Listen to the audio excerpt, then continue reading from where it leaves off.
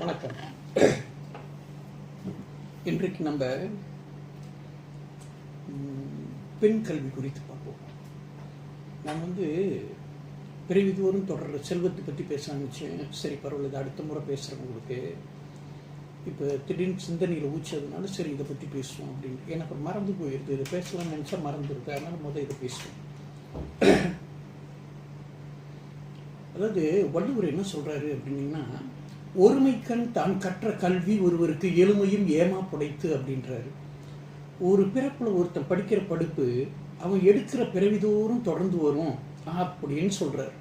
இந்த பிறவிகள் அது பற்றியெல்லாம் நான் யாதும் ஊரே யாவரும் கேள்வியில் தெளிவாக சொல்லியிருக்கேன். அதனால அது மீண்டும் உங்களுக்கு சொல்லி நேரத்தை வீணடிக்க வேணாம். ஒருமைக்கண் ஒரு பிறப்புல தான் கற்ற கல்வி ஒருத்தன் படித்த படிப்பு ஒருவருக்கு, அந்த படித்த ஒருவனுக்கு எளிமையும் ஏமா புடைத்து எடுக்கும். எளிமைனா எடுக்கும் பிறவிகள் தோறும், ஏமா புடைத்து உயர்வைத்த. ஏமாப்புனா மேன்மை, உயர்வு, சிறப்புன்னு அர்த்தம். ஏமா ஓகே. ஒருமைக்கண் தான் கற்ற கல்வி ஒருவருக்கு எளிமையும் ஏமா புடைத்துன்றாரு. அப்ப இந்த அடிப்படையில் பார்க்கும்போது பெண் கல்வியை இந்த கண்ணோட்டத்தில் பார்க்கும்போது ஆதி நாளில் ஆண்கள் தான் படித்தாங்க. இது திண்ண பள்ளிக்கூடத்துலையும் மரத்தடி பள்ளிக்கூடத்துலையும் பெண்கள் படிக்க வைக்கல. அந்த பிராமணியும் பெண்களுக்கு கல்வியை கொடுக்கல. அந்த வேதம் சொல்லுதுரா, சாஸ்திரம் சொல்லுது, மண் நீர் சொல்லுதுன்னு எல்லாம் ஏமாத்துறாங்க. ஓகே, பெண்களை அடக்கி வச்சிருக்கணும் அப்படின்ட்டு.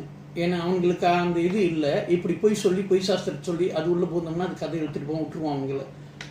ஸோ இந்த 20ஆம் நூற்றாண்டு தொடக்கத்தில் இருந்து தான் கொஞ்சம் பெண் கல்வி பற்றின விழிப்பே வந்துச்சு. 1910க்கு பிறகு தான் அப்படின்னு சொல்லணும். அது ஒரு 100 ஆண்டுகள். அதுலேயும் ரொம்ப தீவிரமான இந்த வேகம் வந்தது ஒரு 60-70 ஆண்டுகளாக தான் இந்த பெண் கல்வி. ஒரு 3 தலைமுறையாக உங்கள் தலைமுறை, உங்கள் அம்மா தலைமுறை, உங்கள் பாட்டி தலைமுறை வரைக்கும்னா இந்த விழிப்பு உங்கள் பாட்டி தலைமுறை. அதுக்கு முன்ன கூட இல்லை. பெரும்பாலும் கொஞ்சம் கொஞ்சம் தொடச்சிக்கோன்னு ஆரம்ப கல்வியோட போன கேஸ் தான் இருந்திருக்கும். ஸோ அதனால் பெண்கள் கல்வி இதனில் பழைய பழமொழிலாம் சொல்லுவாங்க. உயர்கல்விக்கு பெண்கள் போகிறத தடுக்கிறதுக்கு அடுப்பு ஊதும் பெண்ணுக்கு படிப்பு எதற்கு, இதெல்லாம் பழமொழி. எப்படிப்பட்ட பழமொழிலாம் உருவாக்கி வச்சுருக்காங்க பாருங்கள். கேட்காட்டுன்னா கேட்டுக்குங்க. இப்போ நான் சொல்கிறதா, அடுப்பு ஊதும் பெண்களுக்கு படிப்பு எதற்குன்னு. இன்றைக்கி அடுப்பு ஊத வேணாம், ஏன்னா வெறும் அடுப்பில் பாருங்களேன். அப்போ இன்றைக்கி மாற்றி சொல்லணும். அப்போ கேஸ் திறக்கும் பெண்களுக்கு படிப்பு எதுக்குன்னு சொல்லுவானுங்களா? சொல்ல மாட்டாங்க. சரி, அங்கே பெண்களுக்கு அங்கே படிப்பு கொடுக்கல. உங்கள் பாட்டி காலத்தில், அதாவது 1950க்கு பிறகு தான் கொஞ்சம் பெண் கல்வியிலே விழிப்பு வந்துச்சுன்னு சொல்லலாம். இருந்தாலும் 1910க்கு பிறகு கொஞ்சம் கொஞ்சம் அங்கே ஒன்று இங்கே ஒன்றுமா விழிச்சுக்கிட்டாங்க. அப்படி தான் சொல்லணும், முழுமையாக இல்லை. இது வரலாற்று பூர்வமாக நீங்கள் தெரிஞ்சுக்கிறீங்கனாக்கா. அப்போ ஆண்கள் கல்வி கட்டுறாங்க, எப்படியோ கட்டுறாங்க. வேணா மரத்தடி பள்ளிக்கூடத்துலையோ திண்ண பள்ளிக்கூடத்துலையோ போய் படித்தாங்க.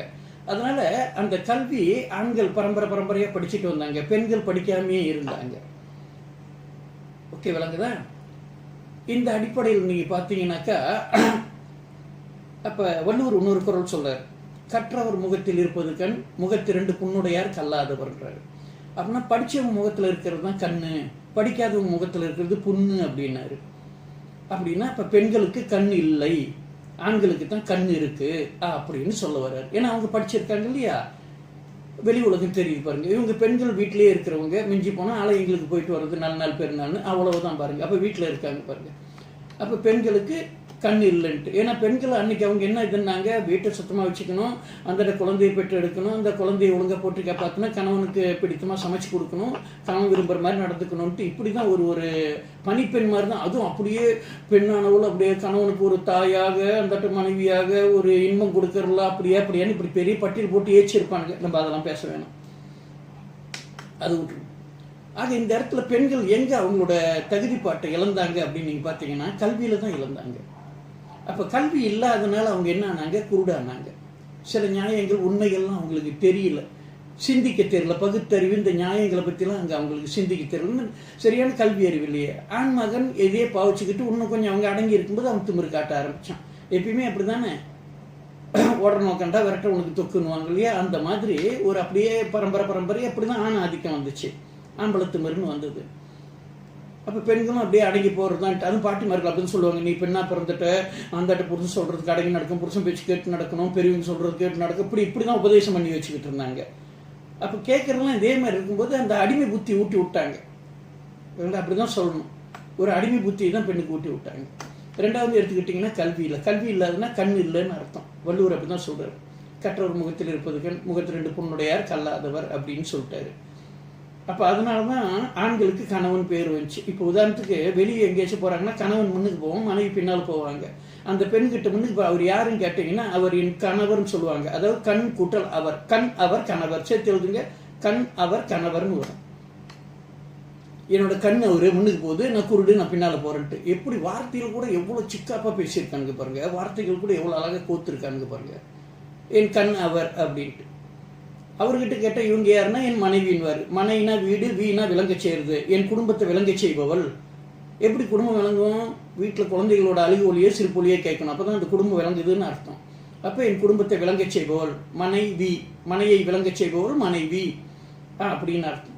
அப்படி மனையை விளங்க செய்யலை அப்படின்னாக்கா வெளியில் உள்ளவங்க என்ன சொல்லுவாங்க, அவள் சுத்த விளங்காதவ அப்படின்வாங்க. அப்படின்னா குடும்பத்தை விளங்க வைக்கல, அதாவது மலடி அப்படின்றத பழைய வார்த்தையில் சுத்த விளங்காதவ அப்படின்வாங்க. இன்னைக்கு நம்ம விளங்காதவன்னா பேச்சு அர்த்தம் தெரியாமல் பேசுகிறாங்கன்ற அந்த பொருளுக்கு போயிட்டோம், குடும்பத்தை விளங்க செய்வது. அதனால தான் அந்த நாள் அம்மா சொல்லுவாங்க பையன்கிட்ட, வீட்டுக்கு விளக்கேற்ற ஒரு பொண்ணு வேணாவா, சுருக்கா காலகாலத்தில் கல்யாணத்தை பண்ணுறாங்க. இவர் அருவாளி ஓடி போய் சுவிச் தட்டிடுவார், இதோ விளக்கேற்றிட்டு இதுக்கெல்லாம் ஒரு பொண்ணு வேணுமான்ட்டு. அவங்க மரபு சார்ந்து பேசுகிறாங்க, இவர் வெளிப்படையாதுன்றது. சரி, இது ஒரு பக்கம் இருக்கட்டும். அப்போ இந்த இடத்துல எடுத்துக்கிட்டிங்கன்னா கல்வி இல்லை, கல்வி இல்லாதனால குருடு, இவங்க கல்வி இருக்குது. இப்போ எடுத்துக்கும், இப்போ இந்த இடத்துல அவங்க மதிப்பு எப்படி இழந்தாங்க அப்படின்னு பார்ப்போம். இந்த இடத்துல குருடு, இவன் கண்ணு தெரியுது, இவங்க குருடு. இப்போ 2 பேர்த்தையும் நிப்பாட்டி வச்சிங்கன்னா யாருக்கு மதிப்பு கூட இருக்கும்? கண்ணு தெரியுதுன்னு தான் மதிப்பு இருக்கும், கண்ணு தெரியாத மதிப்பு குறைவு தான். சரி, ரொம்ப வேணாம். இப்போ ஒரு 2 பெண்களை நிப்பாட்டுவோம். ஒரு பெண்ணு 90% அழகாக இருக்காங்க, ஆனால் கண்ணு தெரியல. இன்னொரு பெண்ணு 80% அழகாக இருக்காங்க, நல்லா கண்ணு தெரியுது, நல்லா தெளிவாக இருக்காங்க. பையன்கிட்ட கேட்டால் எந்த பொண்ணோட கட்டிக்கிறேன்னு கேட்டால் அவன் எதை கட்டிக்கிறேன்னு சொல்லுவான். அழகு குறைவான நம்பரில் கண் இருக்கிற பொண்ணு தானே கட்டுவான்னு சொல்லுவான். அப்போ 2 பெண்ணும் பெண் தான். கண் இருக்கிற பெண்ணும் கண் இல்லாத பெண்ணை கம்பேர் பண்ணிங்கன்னா கண் இருக்கிற பெண் தன்னால் மதிப்பு உயருது, கண் இல்லாத பெண்ணோட மதிப்பு தானாக இறங்குது பாருங்க. இதே போல தான் வேண்டா, ஒரு 90% கம்பீரமாக அழகாக இருக்கிற ஒரு ஆண்மகன் ஆனால் குருடன், ஒரு 70% ஒரு கம்பீரமாக அழகாக இருக்கிற ஒரு ஆண்மகன் கண்ணு தெரிஞ்சு நல்லா இருக்கான்னு வச்சுங்க. பெண்கிட்ட கேட்டு பாருங்க, யாரை கட்டிக்கிறேன்ட்டு. கண் இருக்கிறவங்க தான் கட்டிக்கிறேன்னு சொல்லுவாங்க. ஏன்னா கண் இருக்கிறவன் கண் இல்லாதவன் கம்பேர் பண்ணும்போது கண் இல்லாதவனோட தரம் தன்னால் உயர்ந்தது. இவன் தரம் உயர்ந்தோ இல்லையோ, இவன் தரம் தன்னால் இறங்கி போயிடுது. இப்படி தான் ஆண் பெண் எடுத்துக்கிட்டிங்கன்னா ஏன் மதிப்பு குறைஞ்சி? ஆணும் பெண்ணும் சமம் தானே, அப்படி ஏன் மதிப்பு குறைஞ்சி அப்படின்னு பார்த்தீங்கன்னா இந்த கல்வியில தான் குறைஞ்சிச்சு. இதுதான் அங்குள்ள அடிப்படை. பெண்ணும் ஆணும் சமம் சமம் சமம் சொல்றோம், ஆனா ஏன் சமம் இல்லாமலே இவ்வளவு காலம் நடத்தப்பட்டாங்கன்னா கல்வி இல்லாதனால, குருடு. இதுதான் காரணம். ஓகே, இதுதான் காரணம். இதனால நீங்க பார்த்தீங்கன்னா சில சமயம் இந்த இப்போ கொச்சை மொழியில பார்த்தீங்கன்னா, இப்போ ஒரு கண்ணு தெரியும்னா அவன் பொட்டக்கண்ணு அப்படின்லாம் சொல்லுவாங்க. இந்த வார்த்தை கேட்டிருப்பீங்க, அவன் பொட்டக்கண்ணு அப்படின்லாம் சொல்லுவாங்க. அப்படின்னா கண்ணு தெரியாது, குருடு அப்படின்னு சொல்றதுக்கு சொல்லுவாங்க. இப்போ நம்ம ஏதாச்சும் தப்பா செஞ்சு ஏதாவது மேலே போய் ஏதாவது தவறுதல் அடிச்சா, ஏண்டா உன் கண்ணு 2 என்ன பொட்டையாக போச்சு அப்படின்னு சொல்லுவாங்க. அதான் குருடா போச்சா அப்படின்னு கேட்குற அந்த வழக்கம். அந்த வழக்கு சொல் தான் பெண் மக்கள் பேசும்போது கிராமப்புறங்கள் நீங்கள் பார்த்தீங்கன்னா, நீ பொட்டை பிள்ளையா பிறந்துட்ட அடங்கி தான் போகணும். அப்போ பெண்களை பொட்டை பிள்ளைன்னு சொல்றது இந்த வார்த்தை தான். ஏன்னா கண்ணு தெரியல, குருடு, நீ குருட்டு பிள்ளைன்றது அது பொட்டை பிள்ளை அப்படின்ற வார்த்தை. அந்த வார்த்தை இங்கிருந்து வந்த வார்த்தை. இன்னைக்கு சொல்ல முடியாது, அப்படி அன்னைக்கு சொல்றேன். அந்த வார்த்தை எங்கிருந்து தோன்றி வந்துச்சு, எந்த அர்த்தத்துல பயன்படுத்தப்பட்டுச்சு அப்படின்னு சொல்ல வரேன். இன்னைக்கு வயசானவங்க சில கேள்விமார்கள் இந்த வார்த்தை பேசுற கேட்கலாம். இந்த சில சினிமா படத்துல கூட இந்த பாட்டுலாம் பொட்ட புள்ள குட்ட புள்ளலாம் பாடுவானுங்க பாருங்க. ஓகே, குருடு, பொட்ட புள்ளனா குருட்டு புள்ள அப்படின்னு அர்த்தம். ஏன் எதை குருடுன்றாங்க? படிப்பு இல்லை, படிப்பு இல்லாட்டினா உனக்கு கண்ணு இல்லை. பாருங்க எவ்வளவு தூரம் வார்த்தையை தேடி தேடி அதோட உண்மையான அர்த்தத்தை தேடி பிடிக்க வேண்டியிருக்கு. ஸோ இப்போ இந்த அடிப்படையில் இருக்கும்போது இப்போ ஆண் உயர்ந்துட்டா பெண் தாழ்ந்துட்டாங்க. ஒன்னா பிறந்திருந்தாலும் இப்போ இந்த இடத்துல பெண் ஆணை விட்டு பெண் தாழ்ந்தது காரணமே இதுதான். சரி, நம்ம ஒரு பொருளை எங்க தொலைச்சோமோ அங்க தேடினாதான் அது அம்புடும். இப்ப பெண்கள் சம உரிமை வேணும் அப்படின்னா, ஆணுக்கு சமமா வரணும்னா அவங்க தொலைச்சது கல்வி கட்டுறாங்கன்னா ஆணுக்கு சமமா வந்துருவாங்க. ஆனா இவங்க அப்படி இல்லை, கொடி பிடிச்சிட்டு சம உரிமை கொடு சம உரிமை கொடுன்னு. அது என்ன கடையில் வைக்கிறது கிலோ 1.5 வரைக்கும் வாங்கி கொடுக்கறதுக்கு? அவன் யாரும் உங்களுக்கு சம உரிமை கொடுக்கறதுக்கு? உங்களுக்கும் எல்லா ரைட் இருக்கு. அவனோட தகுதிப்பாட்டை உணர்ந்து நீங்க அந்த அளவுக்கு உயர்றதுக்கு முயற்சி பண்ணணும். அப்ப பெண்கள் இழந்த தகுதிப்பாட்டை பெறணும்னா கல்வியை பெறணும் பூரணமா. அப்ப பூரணமா கல்வியை பெற்றா ஆணை விட இன்னும் உயர்வா மதிக்கப்படுவாங்க. இப்ப பெண்கள் கல்வி கற்காத காலத்திலேயே ஔவையார்னு ஒரு பெண் புலவர் இருந்தாருன்னு இப்ப சங்க இலக்கியங்களை படிச்சிருப்போம். பெண்பார் புலவர் தான். அவங்களுக்கு எவ்வளவு மதிப்பு இருந்துச்சு. அவங்க கல்வி கற்ற மற்ற புலவர்கள் எங்கேயாச்சும் அவங்களை குறைச்சி பேசியிருப்பாங்களா? அம்மா தாயேன்னு சொல்லுவோம். மன்னர்கள்லாம் தான் சபையில தான் கூட அவையார் தங்க மாட்டாங்களான்ட்டு அதிகமான பரிசு கொடுத்தா அவை போயிடுவாங்க. அதனால பரிசு கொடுக்குற காலத்தை நீட்டனா அப்படின்னு கவிதை இருக்கு. ஓகே, அவை தன் மனசுக்கிட்டே இதுன்ற மாதிரி இருக்கும். மனமே நீ அஞ்சாத, அது பரிசு கொடுக்குற காலம் நீண்டு இருந்தாலும் குறுகி இருந்தாலும் அவங்ககிட்ட பரிசு கிடைக்கிற நிச்சயமானது அப்படின்ற மாதிரி இருக்கும்.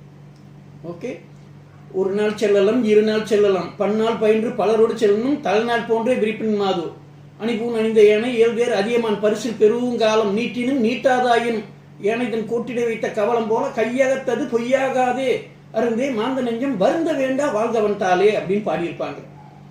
அவங்ககிட்ட இருந்து பரிசு கிடைக்கிற காலம் நீடுதோ குறைது 100%. ஏனை தன் தந்தத்தில் வச்ச உணவு பொருள் நிச்சயமா வாங்கி தான் போவோம். என்ன அதனால மனமே நீ வீணா வருது, அது என்னடா பரிசு கொடுக்கல அப்படின்ட்டு அவங்க மனசு கருத்து சொல்லுவாங்க. அப்படி வச்சிருந்தோம். ஏன்னா பரிசு கொடுத்தா போயிடுவாங்க, விட்டுட்டு வேற அரசபைக்கு தான் கூட இருக்கணும் ரொம்ப நாளைக்கு. ஏன்னா புலவரை மதிச்சது.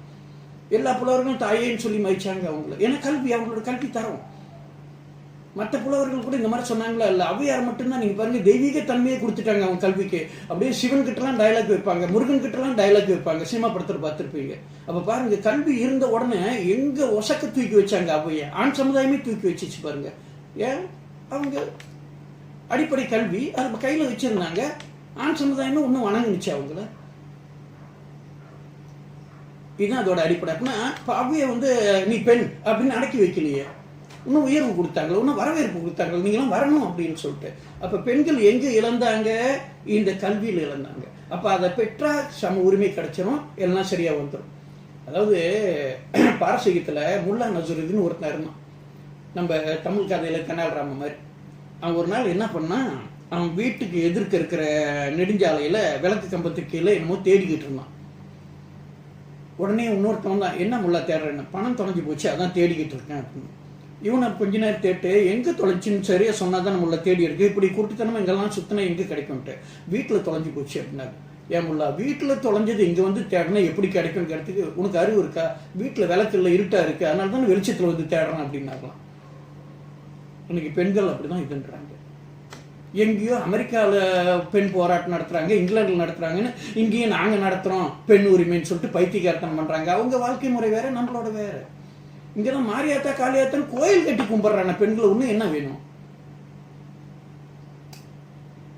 அப்படியே கல்வி கொடுத்தா கூட இந்த பெண்களுக்கு நீங்க பாருங்க, அந்த பரம்பரையா அந்த சமய கட்டு எண்ணம் ஓடுது, ரத்தத்துல அந்த ஜீன் ஓடுது போல் இருக்கு.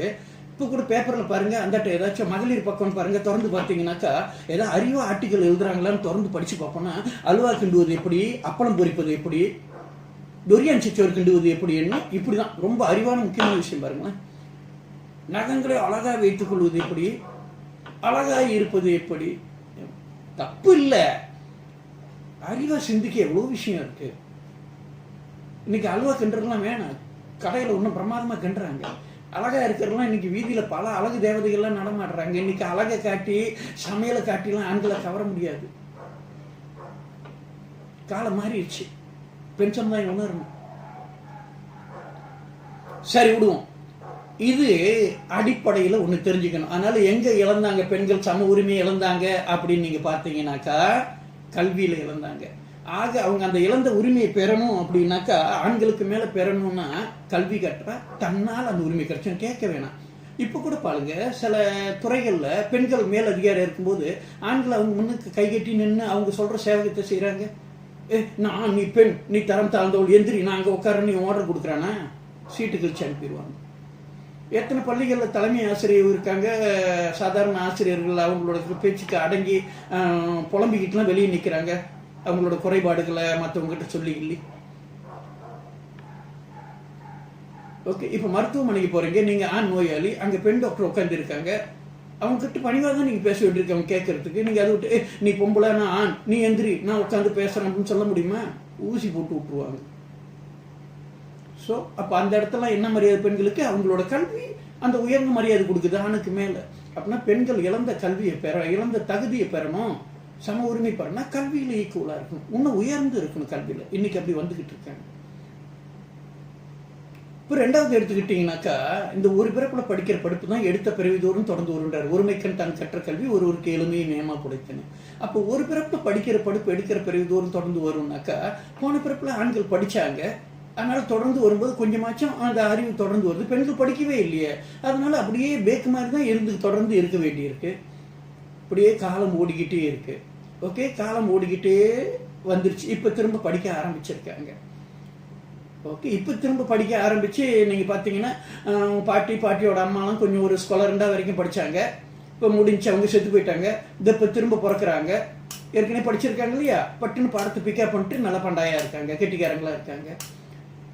சில பாட்டிமார்கள்லாம் PT3 வரைக்கும் படிச்சிருப்பாங்க, செத்து போயிருக்கும் அந்த கேள்வி. இதை இப்போ திரும்ப பிறந்திருக்கு, அந்த விட்ட கல்வி அங்கேருந்து தொடங்குது. இப்போ சில பெண்கள் அந்த ஒரு யூனிவர்சிட்டி லெவலில் படிச்சுட்டு செத்து போயிருப்பாங்க போன பிறப்பில். இப்போ இந்த பிறப்பு எடுக்கிறாங்கனாக்கா சரி பெரிய சயின்டிஸ்டாக ஜீனியஸாக தான் பிறப்பாங்க, ஏன்னா விட்ட கல்வி அங்கே தொடங்குது. சில பிள்ளைகள் பாருங்கள் பாய் ஃப்ரெண்ட் கூட மொக்க ராக் மாதிரி சுற்றிக்கிட்டு இருக்கும், பறிச்சு வச்சா ஸ்கோப் பண்ணிடும், ஸ்கூல் கூட பொந்தங்க அடிக்கும். சில பிள்ளைங்க பாருங்க பஸ்ஸில் கூட புக்கை வச்சு கொஞ்சிக்கிட்டு இருக்கும், ரெஹார்ட் கூட அப்படியே புக்கை வச்சு அப்படியே படிச்சுக்கிட்டு இருக்கும். பறிச்சு வச்சா பாருங்க மார்க் பார்த்தீங்கன்னா பிச்சைக்காரன் வாந்தி எடுத்த மாதிரி அங்கே 2 இங்கே 1 இருக்கும். ஏன்னா போன பிறப்பில் படிக்கல, ஸ்கூல் பக்கமே போகலை, இந்த பிறப்பில் தான் ஸ்டார்ட் பண்ணுறாங்க, அதனால போராடுறாங்க. அந்த பொண்ணு ராக் மாதிரி சுற்றுது, ஆனால் வாத்தியார் சொல்லி கேட்டாக்கா அப்படியே ஃபுல்லாக ஸ்கோப் பண்ணுது. பண்டாய் போன பிறப்பில் படிச்சிருக்கு. அதான் சொல்லுவாங்க சார், இவனுக்கு நல்ல படிப்பு இருக்குங்க, இந்த பிள்ளைக்கு படிப்பு இல்லைங்க, இது படிப்பு வராது. போன பிறப்பு இருந்தால் தானே இப்போ வர்றதுக்கு, இதுக்கு படிப்பு வராதுங்க. அவனுக்கு நல்ல படிப்பு இருக்குங்க, அந்த பிள்ளைக்கு நல்ல படிப்பு வருங்க, நல்ல படிப்பு இருக்குங்க, இந்த மாதிரிலாம் பேசுவாங்க. நீ கேட்டிருக்கலாம். ஏன்னா போன பிறப்போட தொடர்ந்து வருது அப்படின்னு சொல்றாங்க, அவங்களையும் அறியாம. ஏன்னா வள்ளுவரை பற்றி தான் சொல்றாரு. ரேகை சாஸ்திரத்துக்கு இந்த ஞான ரேகையை வச்சு சொல்லலாம். அதாவது இது வலது கையில் ஆண்களுக்கு வலது கையிலையும் பெண்களுக்கு இடது கையிலையும். அப்படியே அவங்க ஆண்களுக்கு வலது கையில் அந்த ஞான ரேகை எப்படி இருக்குது, இடது கை எப்படி இருக்குன்னு. வலது கை ரேகையோட இடது கை ரேகை வலிமையாக இருந்தால் அவங்க பரம்பரையாக அறிவாலே பரம்பரை, இவன் தான் பரம்பரை பேர் கெடுக்கிறான்னு அர்த்தம். பெண்களுக்கு இடது கை வலது கை, அப்போ இடது கை நல்லா இருக்குது, அங்கே வலது கை குறைவாக இருக்குன்னா இவங்க தான் அவங்க பரம்பரையிலே அருவாக இருக்காங்க, அவங்க பரம்பரையில் எதுவும் ஒன்றும் தேராது அப்படின்னு அர்த்தம். இதை அந்த ரேகை சாஸ்திரத்தை சொல்லியிருப்பேன், ஒரு முறை எடுத்து போட்டு கேட்டு பாருங்க. ஸோ அதுலேயும் தெரிஞ்சுக்கலாம் ஏறக்குறைய. சரி, அது ஒரு பக்கம் இருக்கட்டும், விட்டுருவோம், அது உள்ள போகிற வேணும். ஸோ அப்போ இந்த இடத்துல இதுதான் காரணம். அதாவது எப்பயுமே பிரச்சனைன்னு இருந்தால் அதுக்கு ஒரு தீர்வுன்னு இருக்கணும். ஒரு நோய் வந்தாலே அதுக்கு மருந்து இருக்கும், தேடி கண்டுபிடிக்கணும். அங்கே தான் நம்மளோட இந்த விளையாட்டே இருக்குது, ஏணி பாம்பு விளையாட்டே இருக்குது, பரமபதம் விளையாட்டு அந்த மாதிரி தான். அதாவது இப்போ பெண் குழந்தைகள் நல்லா படிக்கணும் அப்படின்னா, ஆணும் சரி பெண்ணும் சரி நல்லா படிக்கணும் அப்படின்னு நீங்கள் எதுன்றீங்க அப்படின்னாக்கா சில ஐட்டங்கள் இருக்குது. அதாவது நீங்கள் சொல்லலாம், இப்போ போன பிறவியில் அவங்க நல்லா படிச்சிருக்காங்க, ஆனாலும் இந்த பிறவியில் இப்படி இருக்காங்களே அப்படின்னா அதுக்கும் காரணம் சொல்லப்படுது. அந்த எப்படி அதுக்கு காரணம் சொல்றாங்க அப்படின்னு நீங்க பாத்தீங்கன்னாக்கா, பாரதியார் என்ன சொல்றாரு, மகாபாரத பாஞ்சால சபதம் எழுதியிருப்பாரு. அந்த பாஞ்சால சபத்துல துரியோதரன் என்ன பண்ணுவான், சூதாட்டத்துல பாஞ்சாலியும் ஜெயிச்சிருவான். பாஞ்சாலி ஜெயிச்ச உடனே விதுரனை கூப்பிட்டு விதுரங்கிட்ட சொல்லுவான், விதுரா இக்கராண்டி போய் பாஞ்சாலிய என் அரமனில் வேலைக்காரியா பணி செய்யணும் கூப்பிட்டு வா. பாண்டவர்கள் உன் புருஷனா துரியோதனுக்கு அடிமையாயிட்டாங்க, துரியோதனுக்கு நீ பணி செய்யணும் அப்படின்னு சொல்லி கூட்டிகிட்டு வா. அப்படியே பாஞ்சாலின்னா உனக்கு தெரியாது இல்லை, அட கண் அப்படியே நெத்தி வில்லு மாதிரி இருக்கும், அப்படியே கண்ணு புருவம்லாம் அப்படியே பிறை மாதிரி வளைஞ்சு அப்படி இருக்குமே, அப்படியே அழகா இருப்பாள. முன்ன பாஞ்சால மன்னனோட மகள், இப்ப நம்ம சூதில் ஜெயிச்ச விலைமகள். ஓகே, விளங்குதா? செல்வாய் விதுரா, நீ சிந்தித்திருப்பதேன், வில்வால் முதலினால் மிக்க எல்லுடையாள், முன்னே பாஞ்சாலன் முடிவேந்தர் ஆவி மகள், இன்னி நான் சூதில் எடுத்த விலைமகள்வாள், சென்றே விளைவெல்லாம் செவ்வனை தான் உணர்த்தி மன்றினிடை உள்ளான் நின் மைத்துணனின் ஒரு தலைவன், நின்னை அழைக்கின்றான் நீள்மனையின் ஏவலுக்கே, என்னை உரைத்தவளை இங்கு கொணர்வாய் அப்படின்ட்டு இப்படி சொன்ன ஒன்று விதுரன் பொங்கிடுவார். துரியோதனா, பிளடி ஃபூல், புள்ளியருக்கு இன்பம் புய்தளத்தில் வாராது, பேராசை கொண்டு பிழை செயல்கள் செய்கின்றீர், வாராத வன்கொடுமை மா விபத்து வந்துவிடும். அது இப்படியே போவோம். அப்புறம் சொல்லிக்கிட்டே போனா இதனும் முக்கியமான அந்த வரியை மட்டும் சொல்றேனே, அது சொல்லுவார். ஓகே, கெட்டார்தம் வாயில் எளிதே கிழித்து விடும், பட்டார்தம் நெஞ்சில் பல நாள் அகலாது, அதனால வித்தை தடுத்து விடும், வெண்ணரகு சேர்த்து விடும், மன்னவனை நொந்தார் மனம் சுடவே சொல்றாரு. ஏற்கனவே மனசு நொந்து போயிருக்கவங்க மனம் மேலும் வேதனைப்படும்படி, அதை வெந்த புண்ணில் வேல் பாய்ச்சினீங்கன்னா நீங்க கற்ற கல்வி இந்த பிறப்போட உங்களை விட்டு போயிடும், செத்தா நரகத்துக்கு தான் போவீங்கன்னு சொல்றாரு. அப்படின்னா இந்த இடத்துல என்ன நடக்குது, நம்ம அடுத்தவங்க மனம் நோகும்படி பேசணும்னா நம்ம கற்ற கல்வி இந்த பிறப்போடு நின்றோம், அடுத்த பிறப்புக்கு தொடர, திரும்ப அடுத்த பிறப்பு கிண்டர்கார்டன்ல இருந்து ஆரம்பிக்கணும். இந்த படிப்பை பிரிங் அப் பண்ண முடியாது. அப்படின்னா இதுல என்ன சந்தேகமா இருக்கு? அப்ப சில பெண்கள் போன பிறப்பு படிச்சிருந்தாலும் இந்த பிறப்பு தொடராம கஷ்டப்படுறாங்கன்னா மேபி போன பிறப்புல பொல்லாத மாமியாரா இருந்து மருமக கண்ணில் வரல விட்டு ஆட்டி இருக்கணும், இல்லைன்னா பெரிய ரவுடியில் ஏரியா மக்களை துன்புறுத்தி இருக்கணும், சினிமா படத்தில் பார்க்குற மாதிரி. அப்போ இந்த பிறப்பில் அவங்க கல்வி தொடரல.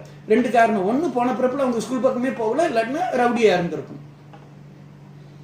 மணிமேகலையில் சாத்தனார் சொல்லுவார் அந்த ஓகே, அவர் என்ன மாதிரி சொல்றாரு அப்படின்னா, இந்த பிச்சை எடுக்கிறது குடிபிற பழிக்கும் விழுப்பம் கொள்ளும், பிடித்த கல்வி பெரும்புனை விடும் அப்படின்றாரு. பிடித்த கல்வி பெரும்புனை விடும். புனைனா படகு, சின்ன படகு மாதிரி, ஆற்ற கடக்கிறதுக்கு படகு யூஸ் பண்ற மாதிரி நம்ம வாழ்க்கையை கடக்கிறது கல்வி அப்படின்றாரு. இந்த கல்வி நம்மளை விட்டு போயின்றாரு. அப்ப பிச்சை எடுத்தா கூட கல்வி நம்மளை விட்டு போயிரு இந்த பிறப்போடன்றார். பிடித்த கல்வி பெரும்புனை விடும்ன்றார். அப்படின்னா போன பிறப்புல ரொம்ப நேர்மையா இருக்கிறேன்னு நினைச்சுக்கிட்டு பிச்சை எடுத்திருக்கும். என்ன கேட்டா பிச்சை எடுக்கிறத விட திருடிடலாம்னு நினைக்கிறேன். ஏன்னா நம்பிக்கை இழந்து பிணத்துக்கு சமம். நம்பிக்கையை இழந்த பிறகுதான் கை நீட்டி பிச்சை எடுக்கிறான், அதை விட திருடிட்டு போயிருக்குன்னு நினைக்கிறேன். ஏன்னா திருடுறதுக்கு இன்னும் முயற்சிலாம் வேணும், கவனம்லாம் வேணும், உழைப்பெல்லாம் வேணும். அப்படிதான் நான் நினைக்கிறேன். அதுக்காக பிச்சை எடுக்காதீங்க திருடுங்கன்னு சொல்றேன்னு தப்பா புரிஞ்சுக்காதீங்க. சும்மா ஒரு வாதத்துக்கு வைக்கிறேன் இந்த வார்த்தையை. இது செய்யறதுக்கு நான் ஊக்கம் ஊட்டல, ஒரு வாதத்துக்காக வைக்கிறேன். எல்லாம் நேர்மைன்ற பேர்ல இப்படி சொல்லுவாங்க. இப்படி பார்க்கும்போது நம்ம இந்த பிறப்புல சேர்த்ததெல்லாம் போயிருது அப்படின்ற அடிப்படையில சொல்றேன் நான். சரி, இது ஒரு பக்கம், இதை பிரச்சனைக்கு எடுத்துக்காதீங்க.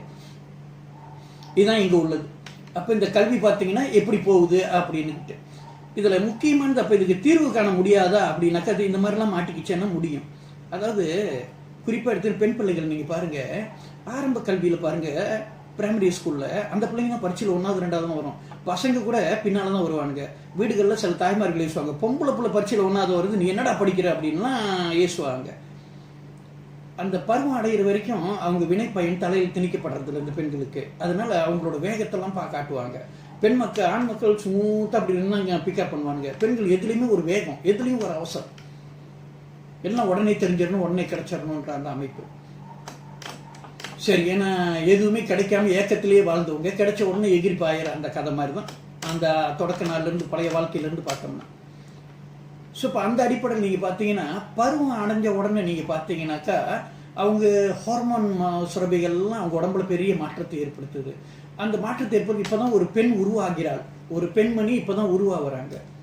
இப்ப இந்த நேரத்துல அந்த பெண் பிள்ளையை நம்ம விரும்புற மாதிரி ஒரு வடிவமைக்கலாம். அதாவது கொய்யவன் கையில் அகப்பட்ட மண் மாதிரி அதை வச்சு நம்ம ஜாடி செய்ய போறோமா, பூஜா செய்ய போறோமா, பானை செய்யறோமா, சட்டி செய்யறோமான்னு நம்ம விரும்புறத உருவாக்க முடியும். இப்பதான் உருவாகிறாங்க. நம்ம ஒண்ணுமே அக்கறை இல்லாம விட்டோம்னா அது கோணல் பானை மாதிரி எங்கேயாச்சும் போனாலும் போயிடும். பொற்காலம் படத்துல முரளி செஞ்சாங்கள ஒரு கோணப்பானை, அந்த மாதிரி போனாலும் போயிடும். ஸோ அதனால நம்ம இந்த நேரத்தில் தான் அக்கறையா இருக்கணும். ஏன்னா இந்த நேரத்துல ஹார்மோன் சுரபிகள்லாம் பருவ கிளர்ச்சி உண்டு பண்ற அந்த அமைப்புல தான் இருக்கும். அது ஒரு மகா சக்தி. ஏன்னா இயற்கையோட நோக்கம் இன உற்பத்தி தான். அதுக்கு அறிவு பத்தி அந்த பண்பாட்டு கூறுகள் பத்திலாம் இயற்கைக்கு அக்கறை இல்லை. நம்ம தான் மூளை கொண்டு அறிவு கொண்டு இந்த மாதிரிலாம் வகுத்து வச்சிருக்கோம். அப்படின்னா இந்த காம உணர்வு இருக்குல்ல, இந்த ஹார்மோன் சுரபிகள் சுரந்து அந்த காம உணர்வு வந்து ஒரு ஆற்றல் மிக்க சக்தி, மின்சாரம் மாதிரி. மின்சாரத்தை ஆக்கத்துக்கும் பாவிக்கலாம், அழிவுக்கும் பாவிக்கலாம். அப்ப நம்ம அதை எப்படி பயன்படுத்துறோம் அப்படின்னு அது போலதான் இந்த பெண் உடம்புல ஏற்படுற அந்த அமைப்பு. ஆண்களுக்கும் ஒரு 14-15 வயசு காலகட்டம், அதாவது குரல் கரகரப்பாகிற காலகட்டம். ஸோ குரல் கரகரப்பாகிற காலகட்டம். ஸோ இப்போ இந்த அடிப்படையில் நீங்க பார்த்தீங்கன்னாக்கா அப்ப பெண் பிள்ளைகளை என்ன பண்ணும், இந்த காலகட்டத்துல ரொம்ப கவரா இருந்து பருவம் அடைகிற காலகட்டத்துல ஏறக்குறைய ஜாதகத்துல கணிச்சிடலாம் இந்த வயசுல பருவம் அடையும் அப்படின்னு சொல்லிடலாம். கொஞ்சம் நுட்பமா பார்த்தா சொல்லலாம். சரி, அது ஒரு பக்கம் இருக்கட்டுமே. பருவம் அடைஞ்ச பிறகு பார்ப்போம். அந்த பெண்ணானவர்கள் பருவம் அடைகிறாங்கன்னு வச்சுங்க. பருவம் அடைஞ்ச பிறகு ஒரு 6 மாத காலகட்டத்துக்கு தாயோ சகோதரியோ அந்த பெண் கூட இருந்து அவங்க எப்படி ஒரு நல்ல படுப்பாளியா வரணுமா அப்படின்னா கல்வி சார்ந்த விஷயங்களை பேசணும். விளங்குதா? இப்போ யூனிவர்சல்லாம் பட்டமளிப்பு விழா நடக்குது அப்படின்னா அந்த பிள்ளையை கூட்டிகிட்டு போகணும். உள்ள டிக்கெட் இல்லைன்னு வெளியே நின்று டிவியில் காட்டுவாங்க, பார்க்கணும். அந்த கடை வீதி இருக்கான் சுற்றி வரணும். அப்போ டிகிரி எடுத்துகிட்டு வர்ற சிலர் கூட நின்று படம் பிடிக்க வைக்கணும். அவங்க எல்லாம் எடுத்துக்குவாங்க, அதெல்லாம் தடையில்லை. அப்புறம் அந்த மாதிரி முடிஞ்ச பிறகு அந்த பெண் பிள்ளையை கூட்டிகிட்டு வரும்போது ஆண் பிள்ளையும் சரி, இந்த பெரிய பெரிய அதிகாரிகள் வாழ்கிற அந்த பங்களோ ஏரியா கூட்டிகிட்டு போய் காட்டணும். பாரு அந்த மாதிரி படித்தவங்க என்ன மாதிரி வசதியாக இருக்கிறாங்க அப்படின்னு காட்டணும். கவர்மெண்ட் ஆஃபீஸ் கூட்டி காட்டணும். பாரு அந்த மாதிரி படித்தவங்க என்ன மாதிரி வேலையில் இருக்கிறாங்க, எவ்வளோ வசதியாக இருக்கிறாங்க அப்படின்னு காட்டின மனசில் ஆர்வத்தை தூண்டணும் கல்வியை பற்றி. இப்படி வாய்ப்பு கிடைக்கிறப்பெல்லாம் கல்வியை பற்றியே நிறைய பேசுனீங்கன்னா ஒரு 6 மாதம் கூடயே இருக்கணும், கூட்டாளி மாதிரி வச்சுக்கணும். தவறான நட்பை ஏற்படுத்தக்கூடாது. அப்படி கூட வச்சிருந்து அவங்க விரும்புறதை செய்யணும். நீங்கள் உங்கள் விருப்பத்தை அவங்க தள்ள திணிக்கூடாது. அவங்களுக்கு அந்த பிள்ளைக்கு என்ன விரும்புமோ அது எல்லாத்தையும் கொடுத்து அப்படின்னு சொன்னால் தான் நீங்கள் சொல்கிறது கேட்கும். அது விருப்பத்துக்கு வந்து என்ன கேட்டாலும் அது கிடைக்குன்ற மாதிரி ஒரு சூழ்நிலை உருவாக்குனா நீங்கள் சொன்ன கேட்கும். அப்படி தான் செய்யணும், நம்ம காரியம் நடக்கணும். ஸோ அப்போ அந்த மாதிரி நீங்கள் ஒரு 6 மாத காலத்துக்கு அட்லீஸ்ட் ஒரு 4 மாதம் ஆச்சும் அப்படி இருந்தீங்கன்னா அதுக்கு பிறகு அந்த பிள்ளைய படின்னு சொல்ல வேணாம், அதுவே படித்து யோசிக்க போயிடும். ஏன்னா நீங்கள் வடிவம் அமைச்சிட்டீங்க இதுதான் அப்படின்னு, படிப்பளிப்பு இல்லைன்ட்டு.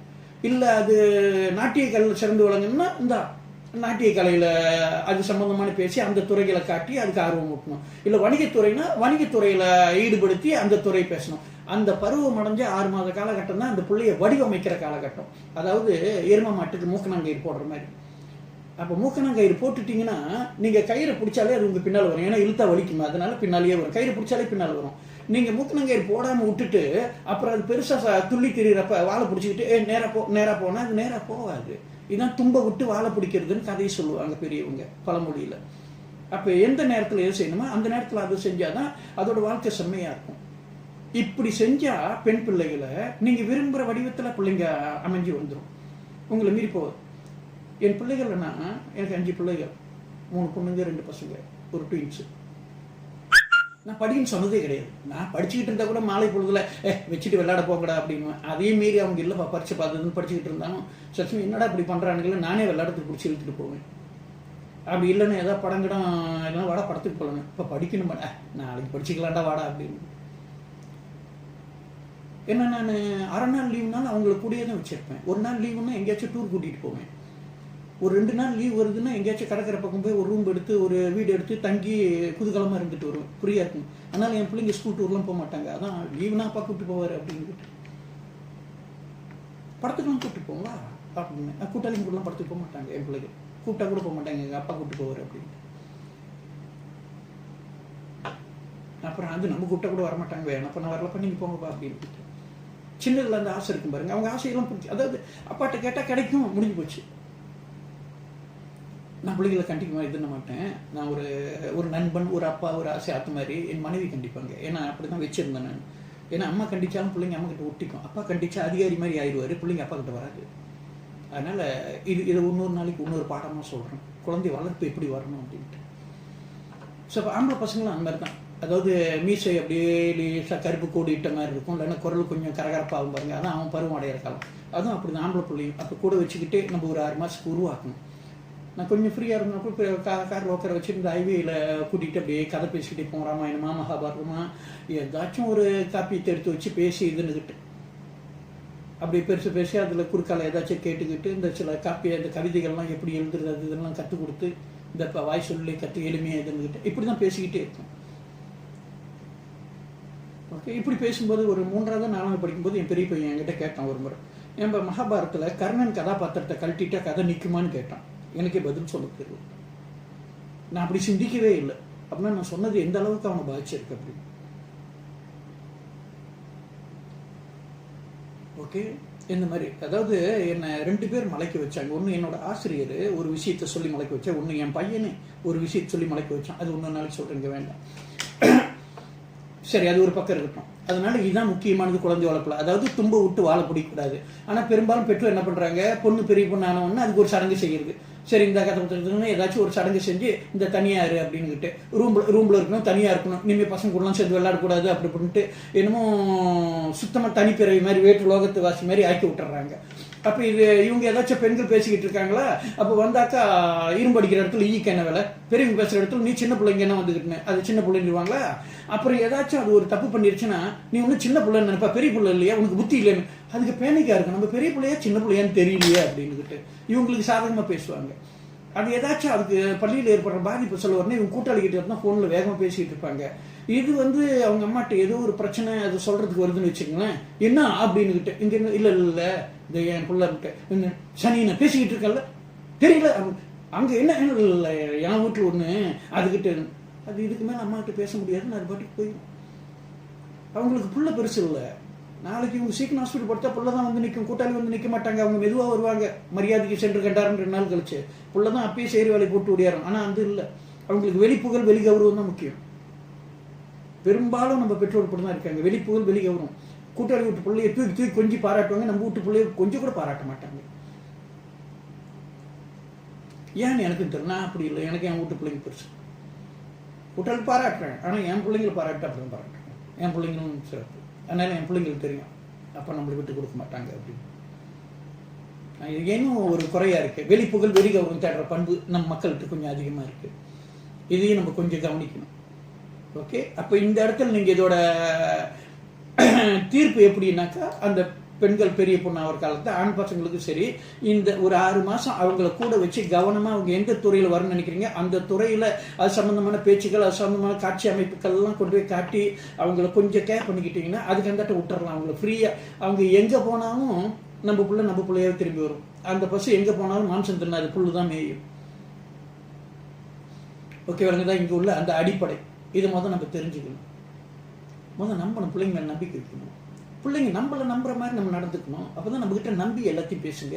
பிள்ளைங்க இன்னைக்கு பெற்றவங்க நம்மளை ஏசுவாங்கன்னு சொல்லிட்டு அது வயசு கூட ஒரு கூட்டாளிக்கு சொல்லுது, அதுக்கு மட்டும் என்ன அறிவு வந்துட போகுது? எல்லாம் சேர்ந்து குருண்டு சேர்ந்து குருட்டாட்ட ஆடி குழியில் உழுவுற கதையாக போயிடும். அப்புறம் ஓகே, இந்த மாதிரி இருந்தால் அப்புறம் என்ன பண்ணுறது? சரி, இன்னும் ஒரு சின்ன குறிப்பு சொல்லிட்டு முடிக்கிறேன் நான். இது சரின்னு இல்லை, ஒரு குறிப்பு இப்படியும் பார்க்கலாம் அப்படின்ட்டு.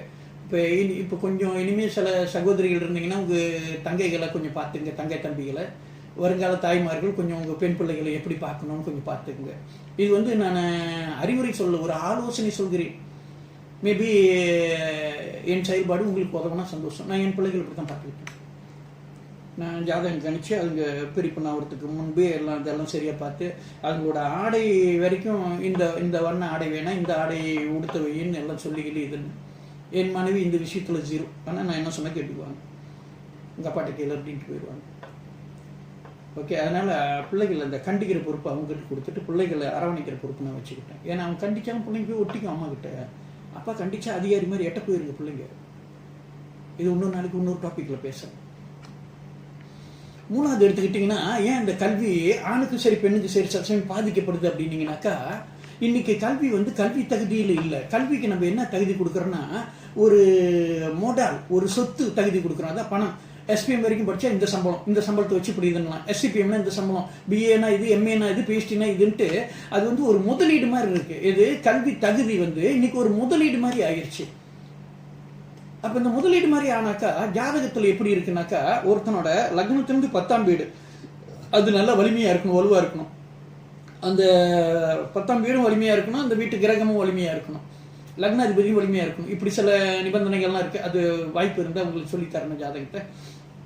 இந்த அடிப்படை இருக்குது. அதனால தான் அன்றைக்கி பேசுவாங்க, அவன் நல்லா சொத்து பத்தோடு இருக்கானா அப்படின்வாங்க. சொத்து பத்துன்னு சரி, 10ஆம் வீடு சரியாக இருந்தாலும் சொத்து சேரும். அதான் சொத்து பத்து, அவன் நல்லா சொத்து பத்தோடு இருக்கான்பா அப்படின்னு சொல்றது. ஏன்னா அந்த 10ஆம் வீடு தான் அவன் தொழில் அமைப்பு காட்டுறது. அப்போ இவன் ஜாதகத்தில் இங்கே அந்த 10ஆம் வீடு பலகீனமாக இருக்கணும் போது அவன் அங்கே என்ன படித்தாலும் அந்த கல்வி தகுதி அவனுக்கு கிடைக்காம போகிற ஒரு சூழ்நிலை இருக்கான்னு நான் யோசிக்கிறேன். ஏன்னா அது கிடைச்சிச்சுன்னா அவன் வேலைக்கு போனான்னா அந்த வருமானம் இங்கே ஜாதக குறிப்பு பிழைப்பட்டு போகிற மாதிரி இருக்குமே. அதுவும் யோசிக்க வேண்டியிருக்கு. அதனால எப்படின்னாக்கா விதி வழி தான் மதி போகணும்னு சொல்லுவாங்க. இதையும் கொஞ்சம் யோசிக்கணும். ஏன்டா கல்வி இப்படி பாதிக்கப்படுது பெண்களுக்கு ஆண்களுக்கும்னா அவன் ஜாதகத்தில் சரியா அமையலையே, அதனால இந்த மாதிரி தடங்கள் ஏற்படுதோ அப்படின்ற ஒரு லேசான ஒரு எண்ணம். அப்படின்னா இப்படித்தானா அப்படின்னு கேட்டிங்கன்னா இல்லை, இது சும்மா ஒரு கேள்விக்குறி போட்டு வச்சேன், இதை பற்றி ஆய்வு பண்ணோம். இதை ஓரமாக வச்சிருங்க, இந்த ஜாதக குறிப்பு ஓரமாக வச்சிருங்க. வள்ளுவர் என்ன சொல்றாரு? தெய்வத்தான் ஆகாதுன்னு முயற்சி தன் மெய் வருத்த கூலி தரும். ஓகே, தெய்வத்தை கூட 2ஆம் பட்சமா தள்ளிட்டாரு. உன் முயற்சி தான் உன்னை முன்னு கொண்டு வரும். தெய்வ சக்தி கூட 2ஆம் பட்சம் விட்டாரு. இதுக்கு மீறி ஒன்றும் சொல்றதுக்கு இல்லை. அப்படின்னா நீங்க போடுற உழைப்புக்குரிய பயன் கிடைக்கும். இப்ப கிடைக்கல, இன்னும் கொஞ்சம் பின்னால கிடைக்கும். ஓகே, விளங்குதா? Sure but late. ஓகே, உள்ளுவதெல்லாம் உயர் உள்ளல், மற்றவை தள்ளினும் தள்ளாமி நினைத்து. நினைக்கிற பெருசா நினை, அது அப்போது கிடைக்காதுன்னு பின்னால கிடைக்கும்ன்றாரு. பாரதியார் வாடகை வீட்டுக்கு வாடகை கொடுக்க முடியாம இருந்தாரு. ஆனாலும் என்ன பண்ணாரு? காணி நிலம் வேண்டும் பராசக்தி, காணி நிலம் வேண்டும், அங்கு தூணில் அழகியதாய் நன் மாடங்கள் துய்ய நிறுத்தினவா இந்த காணி நிலத்தில் ஒரு மாளிகை கட்டி தர வேண்டும்னாரு. அங்க வாடகை ரூமுக்கு ஒன்று கொடுத்த ரூமுக்கே வாடகை கட்ட முடியல. ஒரு காணி நிலம்னா 2 ஏக்கர், ஒரு காணி நிலம் வேணும், அங்க ஒரு மாளிகை கட்டணும், அதுவும் இதெல்லாம் மொட்டை மாடலாம் வச்சு கட்டணும், பல்கனிலாம் வச்சு கட்டணும் அப்படின்னுக்கிட்டு. சரி, அந்த என்ன நிறைவேச்சா? இதை பாருங்க, பாரதியார் பல்கலைக்கழகம்னு சொல்லிட்டு எத்தனை பில்டிங் நிக்குது. அவர் ஒரு பில்டிங் தானே கேட்டாரு. நடக்கும். உள்ளுவதெல்லாம் உயர் உள்ளல், மற்றவை தள்ளினும் தள்ளாமி நினைத்து. அந்த நேரத்துக்கு அது கை கூடாதுன்னா பின்னால கை கூடும். உடனே சார் சொல்லிட்டாரு, நினைக்கிறதா பெருசா நினைன்னு சொல்லிட்டாரு. அதனால இனிமே அந்த பொண்ணை நினைக்க மாட்டான், அவங்க பாட்டியை நினைப்பேன் அப்படின்னு சொல்லிட்டு குடும்பத்தில் குழப்படி பண்ணிடுறாங்க. சரியா? சரி, இந்த அளவில் நிறுத்துவோம். இந்த ஜாதகத்தெல்லாம் எந்த அளவுல பாதிக்கணும்னா, வாழ்க்கையில டேர்னிங் பாயிண்ட் வர்ற அளவுல எடுத்து பார்க்கணும். ஜாதகத்தை கை பிடிச்சிக்கிட்டே பின்னால போக முடியாது. நம்ம சுதந்திர வாழ்க்கைன்னு இருக்கு. வாழ்க்கையில திருப்பு முனைகள் வர்ற காலகட்டத்தில் அதை திறந்து பார்த்து அப்ப சரியா செய்யலாமா வேணாமா, இப்ப கல்யாணமா வாழ்க்கையை புரட்டி போடுறது, இப்ப செஞ்சா சரியா இருக்குமா, இல்லை ஒரு ஆண்டு தள்ளி வச்சு செஞ்சா சரியா இருக்குமா, அப்ப திறக்கணும். அந்த ஏதாவது சொத்து வாங்குறீங்களா, சரி இப்ப நேரம் சரியா இருக்கா வாங்குறதுக்கு, இல்லை ஏதாச்சும் இது ஏதாவது வில்லங்கமா போயிருமா, அப்ப திறக்கணும். இந்த மாதிரி வாழ்க்கையை திருப்பி போடுற மாதிரி சூழ்நிலை வர்ற காலத்துல தான் திறக்கணும். அதாவது மழை பெய்யும் போது தான் கொடை பிடிக்கணும், இருட்டில் போகும்போது தான் தோசை அடிக்கணும். பகல்லாம் தோசை அடிச்சு போக முடியாது. அன்னாடிக்கு வாழ்க்கை ஜாதகத்தை கை பிடிச்சிட்டு பின்னால் போக முடியாது. இது சில ஜாதகம் சொன்னோன்னே ஜாதகம் தான் வாழ்க்கை நினைச்சுக்கிட்டு இருக்காங்க. ஜாதகமே வாழ்க்கை அல்ல. கல்விதான் வாழ்க்கை, கல்வியே வாழ்க்கை அல்ல. வாழ்க்கைக்கு அது ஒரு ஏணிப்படி. ஜாதகமே வாழ்க்கை இல்லை, அது வாழ்க்கைக்கு ஒரு ஏணிப்படி. கடவுள் வழிபாடுதான் வாழ்க்கை இல்லை, அது வாழ்க்கைக்கு ஒரு ஏணிப்படி. பணம் சம்பாதிக்கிறது தான் வாழ்க்கை இல்லை, அது வாழ்க்கைக்கு ஒரு ஏணிப்படி. இப்படி எல்லாம் கலந்துதான் வாழ்க்கை, பூரண வாழ்க்கை.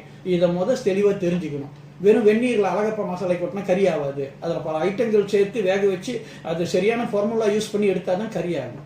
ஆக வாழ்க்கை சிலர் வச்சுக்கிறாங்க இறை வழிபாடே வாழ்க்கைன்ட்டு. இல்லை, அது வாழ்க்கைக்கு ஒரு ஏணிப்படி. படிப்பு தான் வாழ்க்கைன்னு, அது வாழ்க்கைக்கு ஒரு ஏணிப்படி. வேலை செஞ்சு சம்பாதிக்கிறது தான், பணம் தான் வாழ்க்கை, பணம் இல்லைன்னா மதிப்பு இல்லைன்னு போகிறதும் இப்படி தான் பாதிக்கப்பட்டு ஏமாந்து போகிறது. அது வாழ்க்கைக்கு ஒரு ஏணிப்படி, அவ்வளோதான். பணத்துக்கு பின்னால் போனால் இங்கே குடும்ப சதுரி போனவங்க எத்தனை பேர் இருக்காங்க. அதனால எல்லாத்தையும் அளவாக தான் இது. ஆக இப்போ ஜோதிடத்தை பற்றி சொல்லும்போது அதுவும் வாழ்க்கைக்கு ஒரு ஏணிப்படி. அது சரியான நேரத்தில் யூஸ் பண்ண தெரியும். எது எப்போ சரியா யூஸ் பண்ணணும் அப்படின்னு இருக்கு. மலைக்கு கூட பிடிச்சா சரி, தாங்க முடியல வெயிலுக்கு கூட பிடிச்சிட்டு போங்க. இருட்டுக்கு தான் தோசை அடிக்கும், பகலில் இவன் தோசை அடிப்பான். இதெல்லாம் ஜாதகத்தை அந்த மாதிரி அந்த அளவில் பயன்படுத்தணும். சும்மா அன்னாடிக்கும் திறந்து இன்னைக்கு என்னது, இன்னைக்கு நன்மையா தீமையா இந்த கேலண்டரில் போட்டு வச்சிருப்பானா, அதெல்லாம் பரதேஷ் தானே. அது 100க்கு 99% பொருந்தாது. ஏன்னா நட்சத்திர நிலவு பார்த்து சொல்கிறேன், நிலவு கணக்கு வராது. லக்னத்தை பார்த்து சொல்லணும், அவன் ராசியை வச்சு சொல்கிறான், அது பொருந்தாது. இந்த வார ஜோசியம் தின ஜோசியம்லாம் பேப்பரில் போடுறான்னா அது ஒரு ஜோக்கு, 100க்கு 95% ஜோக்கு. ஒரு கால ராசியும் லக்னமும் ஒரே கட்டத்தில் இருந்துச்சுன்னா அது அந்த கொஞ்சம் பேர்த்துக்கு அது கொஞ்சம் பொருந்தி வரும். அதாவது லக்னம் ஒரு இடத்துலையும் சந்திரன் வேற இடத்துல நின்னா இது பொருந்தாது. இது சும்மா இது வேடிக்கைக்கு இதுன்றது. ஜாதகம் படிக்கிற சூழ்நிலை வரும்போது சொல்லித்தரேன். சரி, இன்னைக்கு இந்த பேச்சு இந்த அளவில் நிறுத்துறேன். அடுத்த முறை இன்னொரு டாபிக்ல சந்திக்கிறேன். சென்று வென்று வாருங்கள்.